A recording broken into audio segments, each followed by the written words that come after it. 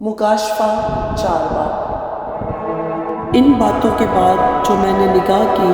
تو کیا دیکھتا ہوں کہ آسمان میں ایک دروازہ کھلا ہوا ہے، اور جس کو میں نے پیشتر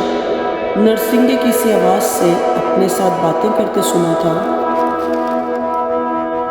وہی فرماتا ہے یہاں اوپر آ جا،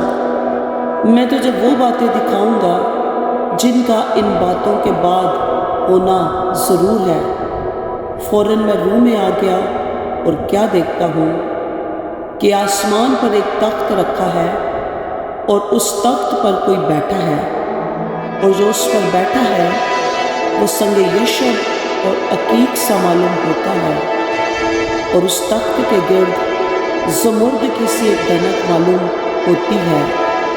اور اس تخت کے گرد 24 تخت ہیں، اور ان تختوں پر 24 بزرگ سفید پوشاک پہنے ہوئے بیٹھے ہیں، اور ان کے سروں پر سونے کے تاج ہیں، اور اس تخت میں سے بجلیاں اور آوازیں اور گرجیں پیدا ہوتی ہیں، اور اس تخت کے سامنے آگ کے 7 چراغ جل رہے ہیں، یہ خدا کی 7 روحیں ہیں، اور اس تخت کے سامنے گویا شیشے کا سمندر بلور کی مانند ہے، اور تخت کے بیچ میں اور تخت کے گردا گرد 4 جاندار ہیں، جن کے آگے پیچھے آنکھیں ہی آنکھیں ہیں۔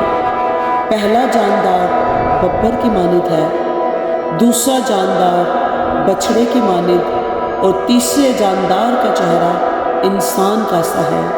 اور چوتھا جاندار اڑتے ہوئے عقاب کی مانند ہے، اور ان 4 جانداروں کے 6 پر ہیں، اور چاروں طرف اور اندر آنکھیں ہی آنکھیں ہیں،